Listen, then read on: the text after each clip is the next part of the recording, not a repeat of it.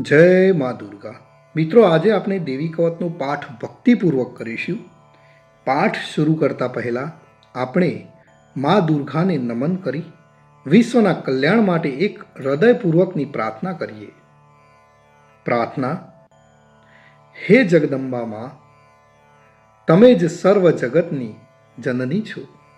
તમે જ સર્વમાં વ્યાપ્ત છો. તમારા આશીર્વાદથી સમગ્ર વિશ્વમાં શાંતિ, પ્રેમ અને સુખ ફેલાય છે. જે દુઃખી છે તેમને તમે આશા આપો, જે ભ્રમિત છે તેમને માર્ગદર્શન આપો, અને જે તમારી શરણમાં આવે તેમનું તમે રક્ષણ કરો. હે જગત જનની માં, સર્વે જીવો સુખી રહે, સર્વ નિરોગી રહે, સૌના જીવનમાં સદભાવના, સમૃદ્ધિ અને શાંતિ છવાય. ઓ મા દુર્ગા, આ કવચના પાઠથી વિશ્વમાં સકારાત્મક ઉર્જા પ્રસરે. એ જ તમારા શરણાગત આવેલા સંતાનની પ્રાર્થના છે. તો મિત્રો, હવે આપણે દેવી કવચ અધૂરું ન છોડતા સંપૂર્ણ સાંભળીશું. અને મિત્રો, તમે જો આ ચેનલ ઉપર નવા હો તો ચેનલને જરૂરથી સબસ્ક્રાઈબ કરજો અને કોમેન્ટની અંદર જય માતાજી, જય મા દુર્ગા લખવાનું ભૂલશો નહીં. દેવી કવચ મિત્રો આ પ્રમાણે છે. માર્કંડેયે કહ્યું, હે પિતામહ, આ લોક વિશે જે કંઈ ગુપ્ત અને ઉત્તમ હોય અને મનુષ્યની સર્વ પ્રકારે રક્ષા કરનાર હોય અને આપે અત્યાર સુધી કોઈને ન કહ્યું હોય તેવું મને કહો. બ્રહ્માજીએ કહ્યું, હે વિપ્ર, અત્યંત ગુપ્ત અને પાણી માત્ર ને ઉપકારક તેમજ પવિત્ર દેવી કવચ છે જે તમે સાંભળો. પ્રથમ શૈલીપુત્રી, બીજા બ્રહ્મચારિણી, ત્રીજા ચંદ્રઘંટા, ચોથા દેવી કુષ્માંડા, પાંચમા દેવીનું નામ છે સ્કંદમાતા, છઠ્ઠા દેવી કાત્યાયની, સાતમા દેવી કાલરાત્રિ, આઠમા દેવી મહાગૌરી અને નવમા સિદ્ધિદાત્રી છે. આ દેવીઓ નવદુર્ગા કહેવાય છે.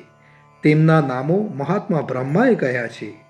જે માનવી અગ્નિથી બળતો હોય, રણસંગ્રામમાં શત્રુથી ઘેરાયેલો હોય અને કઠિન અને વિકટ સ્થિતિમાં મુકાયેલો હોય, તે આ કવચ પાઠ કરીને નવદુર્ગાના શરણે જાય તો તેનું કશું અમંગળ ન થતાં બધી આપત્તિઓમાંથી મુક્ત થાય છે. તેને શોક, દુઃખ અને ભય આવતા નથી. જે મનુષ્ય ભક્તિથી દેવીનું સ્મરણ કરે છે તેની દરેક પ્રકારે અભિવૃદ્ધિ થાય છે. હે દેવેશ્વરી, જે તમારું સ્મરણ કરે છે તેનું તમે રક્ષણ કરો છો તેમાં કોઈ શંકા નથી. પ્રેત પાડા ઉપર બેઠેલ દેવી ચામુંડા, મહિષ પાડા ઉપર બેઠેલ દેવી વારાહી, હાથી ઉપર આરૂઢ દેવી ઐંદ્રી અને ગરુડ ઉપર બેઠેલા દેવી વૈષ્ણવી શક્તિ છે.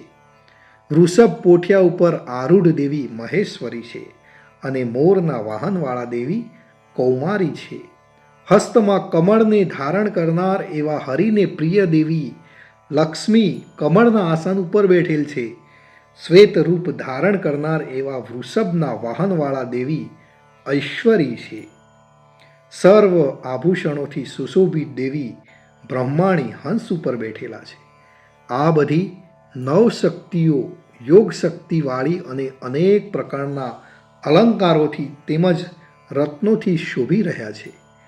આ સર્વ શક્તિઓ ક્રોધિત થઈ રથમાં બેઠેલ છે. એ શક્તિઓએ શંખ, ચક્ર, ગદા, શક્તિ, હળ, મુસળ, ભાલો, ફરસી, પાસ, બરછી, ત્રિશૂળ, ધનુષ્ય બાણ આદિ આયુધો ધારણ કરેલ છે. તેઓ દૈત્યોના વિનાશ માટે અને ભક્તોને અભય કરવા માટે તેમજ દેવોનું કલ્યાણ કરવા માટે આમ કરેલ છે.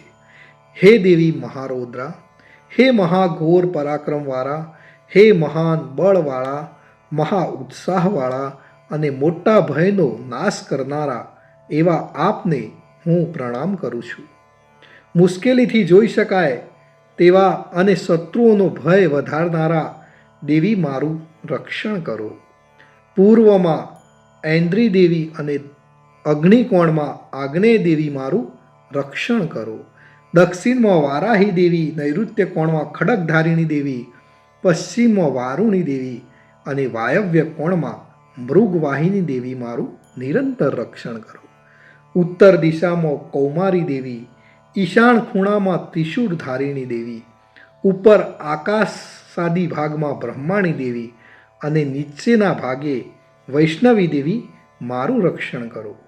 આ રીતે પ્રેતના વાહનવાળા ચામુંડા, દસે દિશાઓમાં તેમજ મારી આગળની બાજુએ જયાદેવી અને પાછળની બાજુએ વિજયાદેવી મારું રક્ષણ કરો. મારી ડાબી બાજુએ અજિતા દેવી, મારી જમણી બાજુએ અપરાજિતા દેવી, મારી શિખાનું ઉદ્યોતિ દેવી રક્ષણ કરો. અને મારા મસ્તક ઉપર રહી ઉમાદેવી મારું રક્ષણ કરો.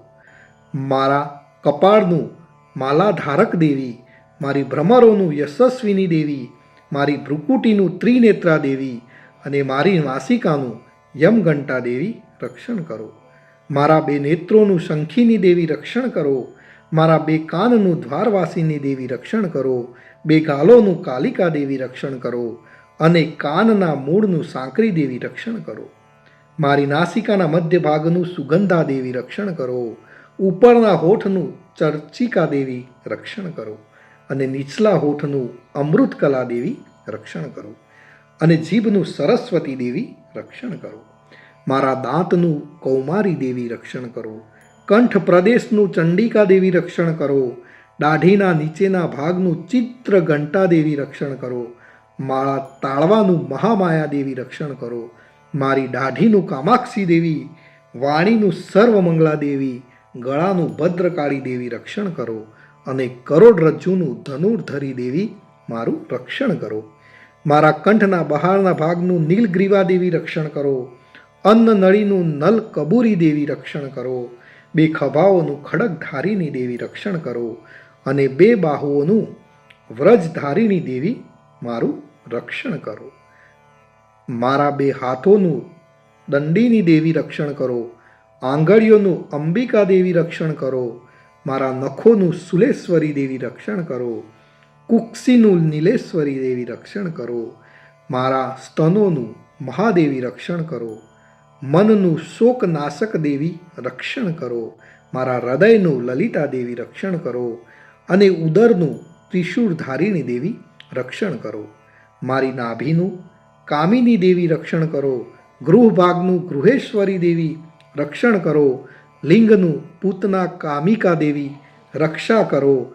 અને ગુદાનું મહિષ વાહિની દેવી રક્ષણ કરો. મારી કેડનું ભગવતી દેવી, બે ઘૂંટણોનું વિંધ્યવાસિની દેવી, બે જાંઘોનું સર્વ મનોરથ પૂર્ણ કરનાર મહાબળવાન દેવી રક્ષણ કરો. મારી પગની ઘૂંટીઓનું નારસિંહ દેવી રક્ષણ કરો. પગના પાછળના ભાગનું તૈજસી દેવી રક્ષણ કરો. પગની આંગળીઓનું શ્રીદેવી અને પગના તળિયાનું તલવાસીની દેવી રક્ષણ કરો.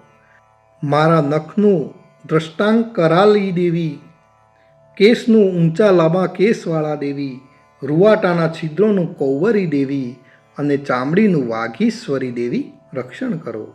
મારા લોહી, મજ્જા, ચરબી, માંસ અને હાડકાનું પાર્વતી દેવી રક્ષણ કરો. મારા આંતરડાનું કાલરાત્રિ દેવી અને પિત્તનું મુક્તેશ્વરી દેવી રક્ષણ કરો. મારા હૃદયમાં કમળમાં પદ્માવતી દેવી, કફનું ચૂડામણી દેવી, નખોના તેજનું જ્વાલામુખી દેવી અને સર્વ સાંધાઓનું અભેદા દેવી રક્ષણ કરો. મારા વીર્યનું બ્રહ્માણી દેવી, છાયાનું છત્રેશ્વરી દેવી અને અહંકાર મન બુદ્ધિનું ધર્મચારિણી દેવી રક્ષણ કરો. મારા પ્રાણ, અપાન, વ્યાન, સમાન, ઉદાન એ પ્રાણોનું વ્રજહસ્તા દેવી અને પ્રાણનું કલ્યાણ શોભના દેવી રક્ષણ કરો. મારા રૂપ, રસ, ગંધ, શબ્દ, સ્પર્શનું યોગીની દેવી રક્ષણ કરો. અને સત્વ, રજ, તમ ગુણોનું નારાયણી દેવી નિરંતર મારું રક્ષણ કરો. મારા આયુષ્યનું વારાહી દેવી રક્ષણ કરો. ધર્મનું વૈષ્ણવી દેવી રક્ષણ કરો.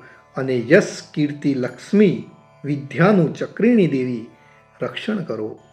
મારા ગોત્રોનું ઇન્દ્રાણી દેવી રક્ષણ કરો. મારા પશુઓનું ચંડિકા દેવી રક્ષણ કરો. મારા પુત્રોનું મહાલક્ષ્મી દેવી અને મારી પત્નીનું ભૈરવી દેવી રક્ષણ કરો. મારા પંથનું સુફદા દેવી, માર્ગનું ક્ષેમ કરી દેવી, રાજદ્વારમાં મહાલક્ષ્મી દેવી અને યુદ્ધમાં જયવર્ધિની દેવી મારું રક્ષણ કરો. જે સ્થાન વિશે કવચમાં કહેવામાં આવ્યું ન હોય તેમજ રક્ષા વગરના તે સ્થાનમાં પાપનાશીની જયંતી દેવી મારું રક્ષણ કરો. આમ જે મનુષ્ય પોતાનું કલ્યાણ ઈચ્છતો હોય તેને આ કવચનો પાઠ કર્યા વિના એક ડગલું પણ ભરવું નહીં. આ કવચથી રક્ષાયેલ માનવી નિરંતર જ્યાં જ્યાં જાય છે ત્યાં ત્યાં તેને અર્થલાભ, વિજય અને બધી જ કામનાઓ પરિપૂર્ણ થાય છે. આ પૃથ્વી પર માનવી જે ચિંતન કરે છે તે તેને ચોક્કસ મળે છે તેમજ અતુલ ઐશ્વર્ય પ્રાપ્ત કરે છે.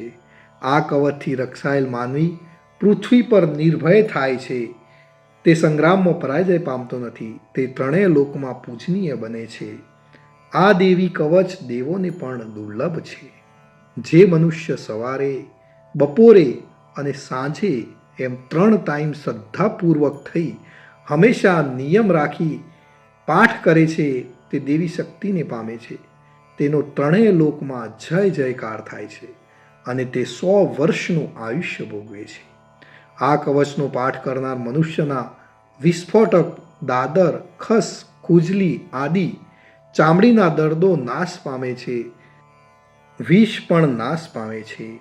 મારણ, મોહન, ઉચ્ચાટન, મંત્ર, તંત્ર વિદ્યા, પૃથ્વી પરના, આકાશના, જળમાંના ઉત્પન્ન થનારા અને દંશ દેનારા જંતુઓ અને કુળના દુષ્ટ દેવતાઓથી થયેલ દોષો તેમજ માલા, શાકિની, ડાકિની, ક્રૂર ગહો, ભૂત, પિચાસ, યક્ષ, ગંધર્વ, રાક્ષસો, બ્રહ્મ રાક્ષસો, વેતાલ, કુષ્માંડા, ભૈરવ આદિ વગેરેના દોષો, અશુભો આ કવચ ધારણ કરનાર કે સાંભળનારને લાગી શકતા નથી. તેના દર્શન માત્રથી જ નાશ પામે છે, અગર તો નાસી જાય છે. કવચ ધારણ કરનારને શ્રેષ્ઠ માન, તેજની વૃદ્ધિ, રાજ્ય, ઐશ્વર્ય અને કીર્તિ પ્રાપ્ત થાય છે. જે આ કવચનો પાઠ કર્યા પછી ચંડી પાઠ કરે છે તો તેનો યશ વધે છે. જ્યાં સુધી પર્વત, વન, ઉપવન સહિત પૃથ્વી રહે છે ત્યાં સુધી તેની પુત્ર પૌત્રાદિ સંતાન વંશ કાયમ રહે છે. મહામાયાની કૃપાથી તે મૃત્યુ બાદ પણ દેવોને દુર્લભ એવું શાશ્વત સ્થાન મેળવે છે. તે શ્રેષ્ઠ રૂપ મેળવીને શિવની સાથે આનંદ કરે છે.